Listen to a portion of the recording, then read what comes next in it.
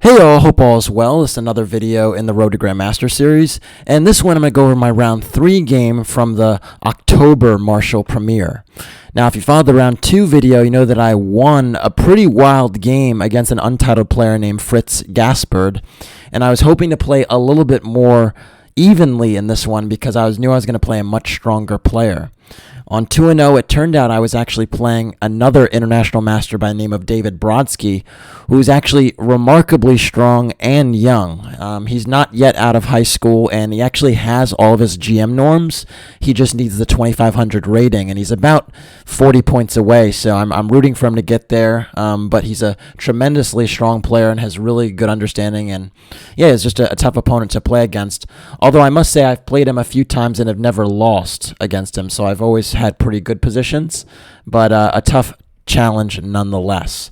He was white in this one, so of course I did want to also play a little bit more solidly, not take as many risks as I did in round 2 to actually win the game, because when you take the risks that I took to beat the untitled player against any opponent, you really open yourself up to a tough loss. So I also wanted to be a little bit more solid in my approach. So anyways, without further ado, let's get into it.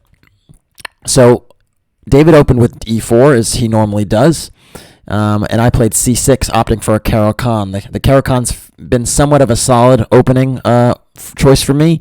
I have played the French, especially as well in the previous Fide Premier in September, but the French positions are extremely dynamic, and of course the Caro-Kann's also dynamic, but I knew he was a tearish player against the French with knight d2, and a lot of those lines get really, really positionally tough to handle for black sometimes, so I thought, you know what, play just solidly, don't take any crazy risks, and see what happens. After c6, David went d4, and then d5, and e5, and here we have an advanced Caro on our hands. Now, there are 2 moves in this position. There's c5 and there's bishop f5. If you've followed any of the videos on the channel, you know that I've actually employed both moves at various junctures. Earlier this year, I played c5 against Andrew Hong, International Master Andrew Hong. I've also played bishop f5 more often, and in this one, I decided to play bishop f5. So that was my choice in this one. And typically here, white players actually go for the variation that David actually went for, but I'll show you a few alternatives.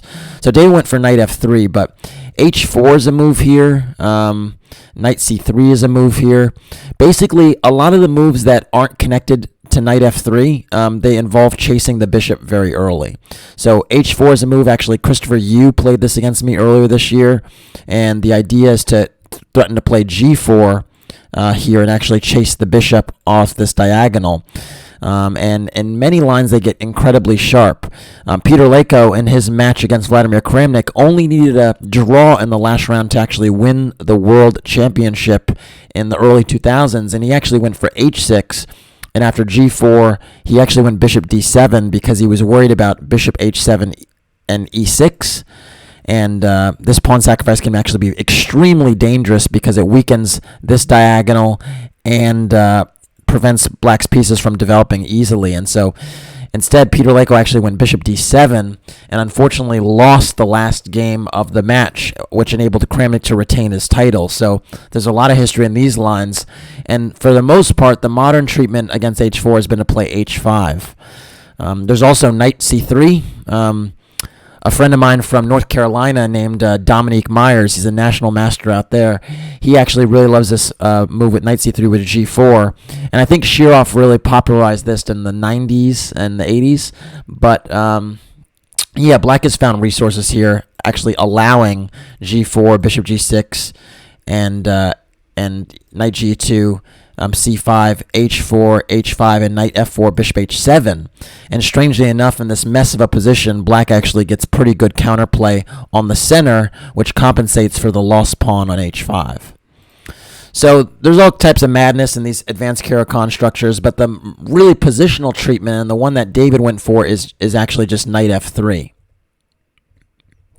And essentially the idea with knight f3 is that you just play bishop e2, you castle, and you just try to basically restrain black, and in particular the c5 break. Typically in these systems, the white knight maneuvers from d2 to b3, from which it makes c5 a little bit more difficult. And with the knight coming to f3, actually if I play c5, a lot of times the d4 square is vacant for a white knight on f3 to actually take that square and challenge the bishop on f5. So c5, early c5s are on the agenda sometimes for black, but they're not without serious risk. And this is another reason why white players played this system. So anyways, I went e6, which is normal. And after bishop e2, I played knight e7. And this particular move order has a particular theme in mind, which we'll see in a moment. Because typically after knight e7, white actually castled. And typically in this variation, the black knights just go knight e7 and knight d7. And normally you have a scenario like knight d7, knight d2, and actually h6. And the idea with h6 is actually to give the bishop an escape score on h7 after knight h4, challenging that bishop and trying to win the bishop pair. Note that playing knight h5, a knight h4 move earlier, allows bishop e4, and this actually gives black decent counterplay because the knight isn't on d2 yet to take on e4 right away. Black can actually challenge this knight on h4 with a move like knight f5 and queen takes h4 in certain variations. So they play knight d2 to threaten knight h4, and then typically h6 is played, and it's really a mess of a position. Black has plans to play c5 and knight c6. Black can play knight c8 and knight b6.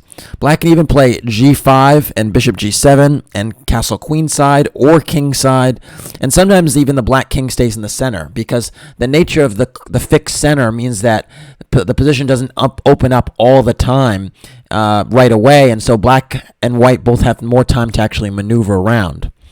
Another theme in the position is if black doesn't play c5 right away, white's also not really trying to break themselves with c4 because that actually creates a really nice outpost for the knight to come to d5. So if c4 is played, this would not be a good move because the knight actually is able to come really quickly to d5 here, and black has a really stable setup. It can actually pressure the backward pawn on d4 eventually. So these types of positions are like dream Caro-Kann advanced positions for black, and white's ill-advised to go for stuff like this, but it does happen from time to time. But basically, the flexibility of the advanced Caro-Kann makes move orders very tricky because different moves kind of change the nuances and the plans of the particular position. So anyways, after knight e7, white actually castled, and instead of playing knight d7, I actually had this very specific move, c5. And this is a move that actually has taken hold in the past few years. It's a relatively new idea. There are really not like 1,000 games in the database with this. There may be a few hundred, but there aren't a ton. And the idea is actually quite revolutionary, you could say. The idea is actually, instead of putting this knight on d7 and basically kind of waiting on the position a little bit, black tries to equalize right away with c5 and bring the fight to white's center right away, and then actually clears the c6 square for the knight on e7. So in some lines of the Caro-Kann advance, black will go knight c6 and queen b6 and challenge the pawn on d4 and the pawn on b2. But here with the knight coming, this knight on e7 coming to c6 and this one coming to d7, it almost reminds of a French position with the bishop outside of the pawn chain. So it's like ideally a better version of the French. And so basically black is trying to have all the trappings of an excellent position, all the French trappings, but with a bishop outside the chain. And it's a very bold strategy, very ambitious, but also brings the fight to white right away. So it's very interesting to see how white plays. Now after c5, white actually played d takes c5, but the most challenging move and the move that's actually more popular is actually the move c4. And this is the one that brings the biggest fight to to black, because essentially black is not castled yet and is beginning proceedings in the center. And this is extremely risky. You can see this diagonal is open. There's multiple pawn tensions going on here. And those dynamics make it very complicated. So just something to think about and just kind of navigate. So basically, to deal with a move like c4, what typically happens is knight c6, d takes c5, and actually d4. And black temporarily sacrifices a pawn and tries to actually pick off the c5 pawn later, or even advance this d pawn even further. And the line actually goes queen b3 here, because now if d3, there's actually rook d1. and it's just a total mess. Black has gone both queen c7 and queen d7 in these positions, but yeah, I don't even know what would have happened in the game, but this is just an idea of what those positions could look like if white actually played c4 right away. Instead, I think David was actually quite surprised by this move because it's not, the most popular setup for black, and so he took a little while to think and get his bearings and actually decided to go for a safer choice, which is the move d takes c5. And again, the point with taking on c5 a lot of the times is even though you ruin your pawn chain that existed in the center, you actually clear the d4 square for the knight. So now in some circumstances, the bishop on f5 can be hit with tempo, and that usually gives white enough play to justify, potentially having a weak pawn on e5. So after d takes e5, I now went knight ec6, which is the plan. I bring this knight to c6, not the b knight, because I want to put the b knight on d7. And the knight on d7 will target e5 and also c5. And now this bishop pops out and also targets c5. So in these variations, black typically does wind up recovering the pawn. So after knight ec6, white played bishop e3, defending the c5 pawn. And now I just went for the move knight d7. And now it's clear that I'm going to recover the pawn because I'm attacking both e5 and c5 multiple times, and you can't defend both pawns. So I actually thought black was actually quite comfortable here, and white hasn't done anything terribly wrong, so I don't think white is worse or anything, but the position is probably about equal.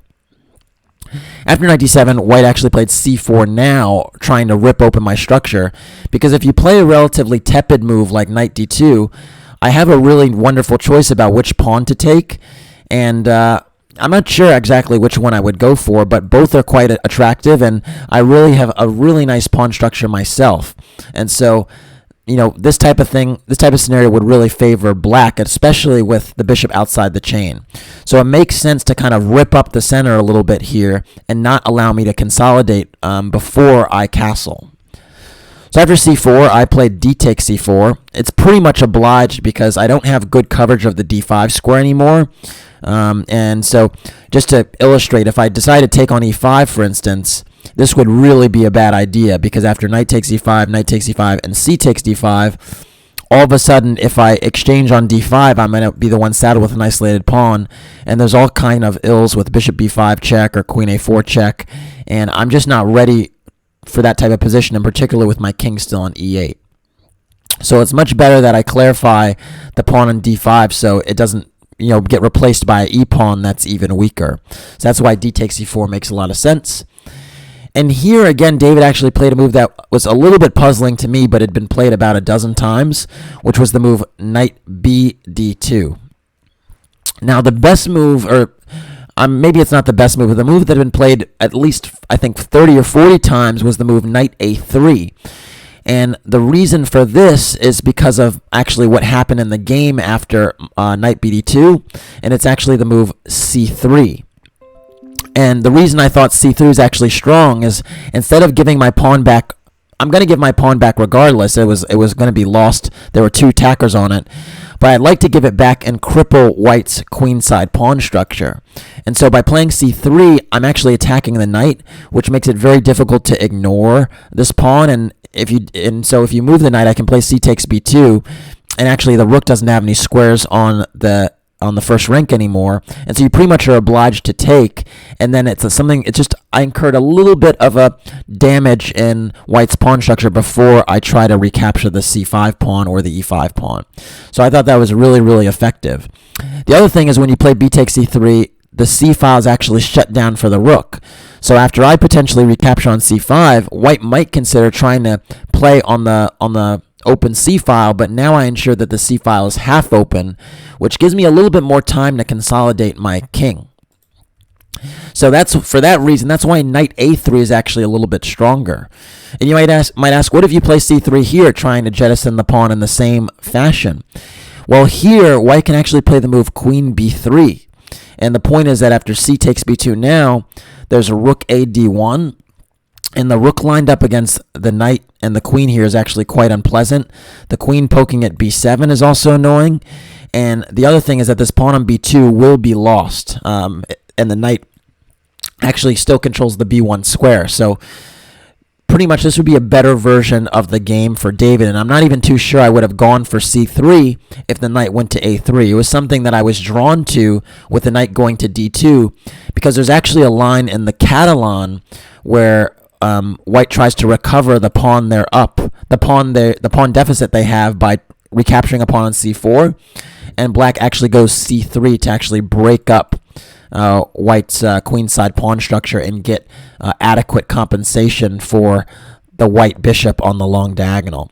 So sometimes you see ideas that crop up in various openings and actually kind of guide you in certain positions, and fortunately this was one of those instances. So anyways, after knight b2, I went c3, and now b takes c3 is played, and the question is, which pawn should you take? I played bishop takes c5, and to me it really was a no-brainer. The reason for that is if I take on e5, I felt like I was susceptible to a few ideas. One was taking on e5 and bishop b5 check looked a little bit unpleasant, and maybe even queen a4. Another thing that maybe looked a little bit unpleasant to me was actually knight d4 here, challenging the bishop on f5. And so I just thought it was a little bit better to take the one on c5 and still keep an eye on the e5 pawn. The other thing is that I thought here I'm actually facilitating some trades, like the bishop on the dark squared bishops. And frankly, my pawn structure right now is slightly better than White's, right? I have 2 pawn islands to White's 3. And you might even consider the e5 pawn to be a 4th pawn island if the f pawn doesn't wind up, getting connected to it at some point. So I just thought Black's structure is actually much better. And so if I'm actually able to get to an endgame with the same structural advantages, Black's going to be in the driver's seat. So after bishop takes c5, White actually has to act quite quickly not to slip into one of these passive and ultimately bad endgames, because Black does have the structural advantage. And I must say, if I was playing like a 2100 or a 2200, I'm actually quite confident that I would have gotten a serious edge here, because a lot of times they're not able to sense the danger the way the stronger players do. And David here is actually very, very, very good at sensing the danger. And I'm not just saying that because of this game. I've actually seen him play several games where I was like, ooh, his position looks a little bit suspicious. And then he kind of just shuts it down. And what I mean by that is he kind of basically takes away the chances the opponent has in a very clinical fashion, and steers the position towards a result that sometimes is not as sharp or is not as likely to be as decisive, but also increases the risk that he loses. And he kind of did that here with the move knight c4. And knight c4 is an effective move because you could easily slip and get into a worse position by playing like bishop takes c5, knight takes c5, and then knight c4. And now I castle. This knight might come to d6, but my bishop drops back. There's still the structural deficit. But here, by playing knight c4, he creates a little bit of a crisis, and it ensures that he's still totally fine, because I can't take on e3 now because of knight d6 check. So if I play bishop takes e3, he's not going to recapture this bishop, but he's going to go knight d6 check. And believe it or not, whether I go king e7 or king f8, either way, this position after f takes e3 is actually +1 for White, because my king here is actually really weak, and this knight, a lot of lines can go to g5 and attack f7 again. And there's even knight takes f5 in some positions. And so the mangled pawn structure now doesn't matter because my king is really, really weak. So really, really good decision-making just to play that knight c4. And I'm not sure he was aware of this position, or basically aware of this particular idea, but he found it over the board, which is important. So after knight c4, I pretty much have to castle because knight d6 is a potent threat. And now he plays another good move, knight d4. And again, you might try to trade, and that would mess things up. But knight d4 is a really good move that shows keen alertness to the factors in the position. And right now, he's hitting my bishop on f5 with tempo, and also my knight on c6, basically trying to incur a structural weakness in my position. And the point is that if I take on d4, like if I play knight takes d4, he'll play c takes d4, attack my bishop, and with the very next move go d5 and actually liberate one of his weak pawns and actually take space in the middle, and then White would be better. And so very, very alert play. And then the other thing is that if I go bishop takes d4 in this way, sure, I might be able to play knight b6 and stop the d5 push, but white would have the two bishops, and this knight can even pop into d6, where it's hitting b7 and the bishop on f5. So really, really good move, this knight d4. And it was here that I, realized that, I still actually had some practical problems to solve because of the position of my bishop on f5 and the knight on c6. And it's not that I've made any mistakes yet in the position. It's just that, white does have the advantage of the first move. I might have played some interesting moves that create some imbalances in white's pawn structure, but white is still a little bit better even in this position, and I have to be quite, active to make sure I equalize properly. And just, good attention to detail is required here. I played the move bishop g6, which actually holds up, but a move that also is quite interesting is bishop e4. The point is that I actually defend the knight on c6 with my bishop. I really don't want to take on c6 with the b pawn, because then I have split pawns, and then I think white's actually a little bit better. And so with bishop e4, though, after knight d6, I can actually take on d4 and then go bishop c6 and actually cover my bishop that was actually attacked by the knight on d6. Note, I don't want to play bishop takes d6, giving white the two bishops. So this bishop c6 move is really important. And after an exchange here, it appears even here that white has this knight that's in a great outpost on d6. It appears I might have to take on, recapture the bishop on c6 with my b pawn, but I can actually go queen c7. And then with this move, I connect my rooks, I take with the queen, and even though this knight on d6 is annoying, black will equalize because of the advantage in the pawn structure. And so I do still have a better pawn structure on the queen side, and could try and kick this knight away with rook a d8 and a timely knight b7, spinning around to actually challenge the knight on d6. So precision is required, and bishop e4 was another option that maybe was even better than my move bishop g6. Instead, after bishop g6, white played queen b3, and here again I have to be very, very precise, because I don't want to take on d4, as I showed in some previous lines, because white either gets a tempo on the bishop or gets the two bishops, and both are undesirable. And now b7 is hanging, and I can't push the b pawn because the c6 knight is hanging. So the question is, how do I deal with the b7 pawn? I thought for some time, because I have to be very alert here to make sure I don't mess this up. And I actually played the move queen c7. But remarkably, bishop e4 again is actually playable, and this theme of putting the bishop on e4 to actually defend my queen side is something I'll definitely have to make a mental note of in the future, because it's very unusual. Typically the bishop just drops back to g6, and that seems more natural, but actually bishop e4 indirectly defends b7, because if you go queen takes b7, I have knight takes d4, which hits the bishop hits the queen by discovery on b7, and also attacks the bishop on e2. So this position would actually be winning for black. And so because I'm actually indirectly defending the pawn, white has to go for something else. White can go knight d6, but now I actually have bishop d5. And my bishop challenging the queen on b3 is quite effective here, because if you push c4, the knight on d4 is actually loose and only protected once. So bishop d5 is actually a really, really key move, sneaking this bishop in here and defending my queen side. Again, instead I went bishop g6, and then after queen b3, queen c7. And here, white actually went knight takes c6. And I'm pretty sure here white thought that he was, seriously better and probably close to winning. But I had an idea with queen c6, and I think that was a little bit underestimated by my opponent. Now, the natural thing to do here would be to just play b takes c6.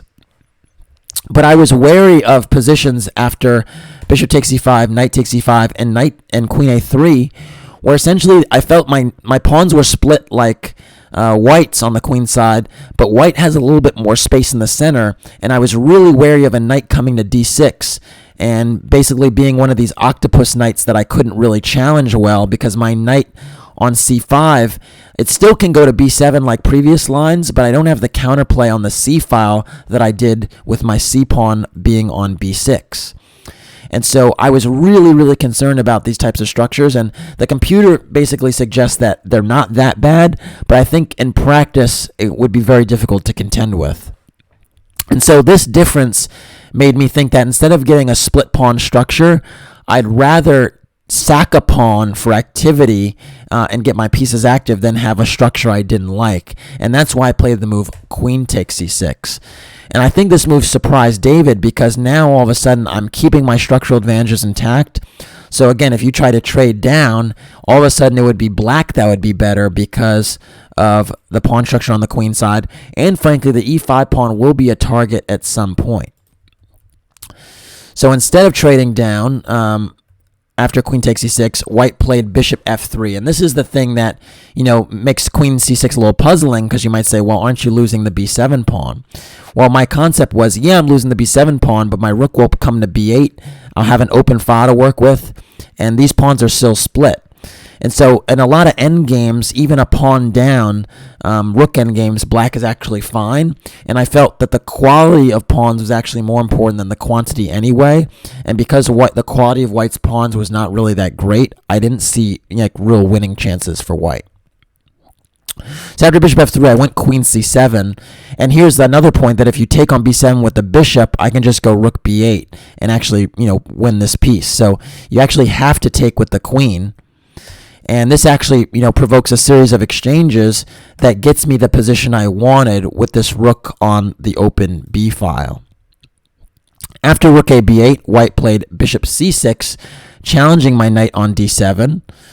And now I played bishop takes c3, and this was the second part of my plan. And this was actually calculated before bishop f3. I had to see a lot of this beforehand just because the lines were forcing. But the point was now that if you take the bishop on f3, your pawn structure is even further mangled, because if you go knight takes e3, I go knight takes e5, and now the material is equal, and I have 2 pawn islands to white's 3, and black's bishop also controls b1, which is an important resource preventing this my rook on b8 from being challenged. And of course, if you take with the f pawn, well, this is just tragic because the quality of these pawns, again, are so bad that, black is actually better here. So you pretty much have to play bishop takes d7 and take the knight instead. But now I retreat the bishop c5, and I thought, okay, I'm down a pawn, but I have the bishop pair, I have the b file, and these things should be enough to at least hold, and on a good day maybe win, because I'm actually threatening bishop d3 here, skewing the rook and knight. Maybe there's rook d8 ideas. So I was thinking, maybe there's a way I can actually try to play for something here, and I got a little bit excited. But again, David is so good at sensing danger and shutting it down, and he did it very well here. He started with the move rook f d1. It seems simple, just controlling the d3 square, but it's actually just a really good move, and it prevents me from entering. And the other thing is that my rook, it is on this open b file, but b2 is covered, b3 is covered, b4 is covered, so I can't really get in. Even b5 is covered. So I can't really get in, and that's actually kind of frustrating. I played the move bishop h5, trying to challenge this rook on d1 and make the rooks split. Part of the reason for that is because f3 is not possible because the bishop here is quite good, so I thought this actually was quite a decent move, challenging the rook. And now he played rook d2, which makes the rook means the rooks are split, which is good. And now I played rook f d8. But black does have to be a little bit careful, because if black trades the rooks really quickly and still isn't able to enter on the b file, that's actually not a good thing. And so I had to be very, very precise here about what would happen when this bishop does move away from d7, which it will do when I play this pin. My idea with rook d8 is if white doesn't move from bishop d7, I'll go king f8 and king e7 and centralize my king. But now white actually played knight a5, and this was the move that I really had to calculate, because now knight c6 seems like a really nasty fork threat.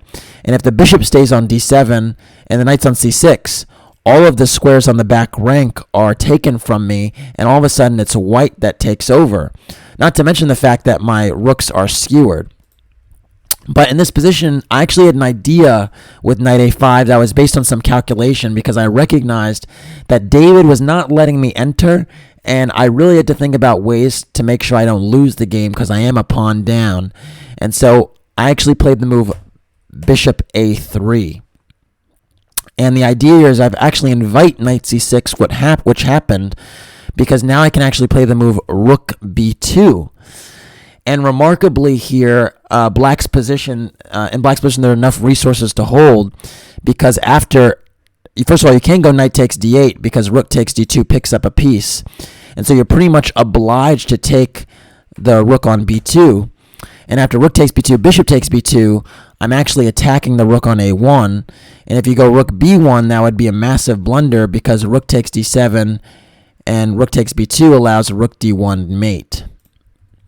So it's actually quite forcing. And after rook takes b2, bishop takes b2, knight takes d8, bishop takes a1, I'm actually still a pawn down, but all the rooks are off the board, and I thought having the two bishops should fully compensate me. But even here, David posed a small problem that I had to solve, because what he played here was the move c4. And from afar, I actually thought that I was actually just recovering one of these pawns. And I thought, well, if I recover one of the pawns and still have the two bishops, I'm actually better. But this move c4 actually illustrated to me that it wasn't as clear as I thought. The issue is actually that if I play bishop takes e5, knight c6 is playable. And I didn't appreciate the fact from afar that I can't actually protect the a7 pawn, because both bishop b8 and bishop b4 are both covered by the knight. And I thought even with a 4 versus 3 on the king side, white having two split pawns that are unopposed, I thought could be ushered down the board. And this is the type of position where I thought there might be quite decent winning chances for white after he gets that a7 pawn. Remarkably, though, it actually turns out that after c4, the best move is actually to allow white to actually get the a7 pawn with the move bishop e2. And the point is that after bishop b5, I can actually take on e5, allow knight c6, and go bishop d6. And this is a move that I think is almost impossible to see from afar. But the point is that after knight takes a7, you play bishop a3. And remarkably, you're going to actually win the a2 pawn, because you're going to win one of these pawns because the h2 pawn is weak, and black has an idea of going bishop d3 and bishop b1. And this bishop on a3 actually controls the c pawn from rolling. So amazingly, just preventing the a pawn from going to a4 ensures that white's pawns don't get going, and it means that black can hold. But that's extremely, extremely difficult, I think, to play, particularly when you're calculating from afar. So instead here, after c4, I had to resign myself to the fact that I had to actually defend a position a pawn down, which I was not happy with, but I came to terms with my new reality and played the move king f8. And this seemed to be the safer approach, because I thought I'd bring my king in, push the bishop and knight out of my space, and then kind of dance around with the bishops, and then eventually trade one of them at a timely moment to get an opposite colored bishop ending where I can essentially blockade on the c file with my king, and white can't make progress. So that was pretty much my aim. So after king f8, bishop b5 was played. I went bishop d4 now, protecting this a7 pawn before the knight got to c6. King f1 was played. I went bishop g6, king e2, and now bishop b6, challenging the knight on d8 before the king came up potentially to harass me somehow. And after knight c6, I went bishop e4. And again, my point is I thought if I take this knight at some juncture, I'll probably be in really reasonable shape, because you can't really win the opposite colored bishop endgame with pawn split. It's just, you can't really create a passed pawn like that. So I thought my bishop could be a very effective blockader on this diagonal, and everything kind of just is held together. White now played f3, and I took on c6, and I thought here that the position was pretty much dead. But he actually helped me out. I mean, white is still a pawn up and can try for a little bit, But after bishop takes c6, I actually played bishop g1. And here, white should actually play the move g3, because I thought that I could come from behind and actually take the e5 pawn. But here I can't do that, because after takes on h2, king f2, my bishop's actually trapped. So after g3, I'd actually have to just, go back with my bishop at some point, or maybe play the move h5, threatening to take now. And white can play king f1 now, and I'd have to go back. And this position is a draw, but at least he can play on for a little bit, being a pawn up. Instead, after bishop g1, David played h3, which is just a terrible move, because now after bishop h2, I just win the e5 pawn outright. And with the material equal, there's just no way in the opposite colored bishop position that he can even try. And so we played a few more moves, but the position was never really in doubt now. He tried to move his c-pawn a little bit, but now I can even try to make a passer in the center. And I really like to move bishop g3, because I basically restrict all of white's kingside pawns with my bishop, and then able to transfer my king to the queen side. And after king b5, king d7, I actually invite king a6, because what I saw was after king a6 check, it is a check, I can go king c7, and now after king takes a7, I have bishop f2. And the pin on the c-pawn to the king, coupled with the opposition, actually ensures that I recover the pawn. If you actually went c6 instead of king takes a7, I just go bishop f2, and you can just see that I'm firmly blockading here. The king can't come in, and the pawn's just not going to queen, and I can just shuffle back and forth on this diagonal. So, yeah, king takes a7, bishop f2, king a6, bishop takes e5. And honestly, I kind of looked at him like, why are we still playing at this moment? Because it just seemed like ridiculous to play this position. And finally, after bishop takes c5, we actually agreed to a draw. Very interesting game, I thought. I think white was obviously a little bit better in the opening, but I found some nice resources to equalize.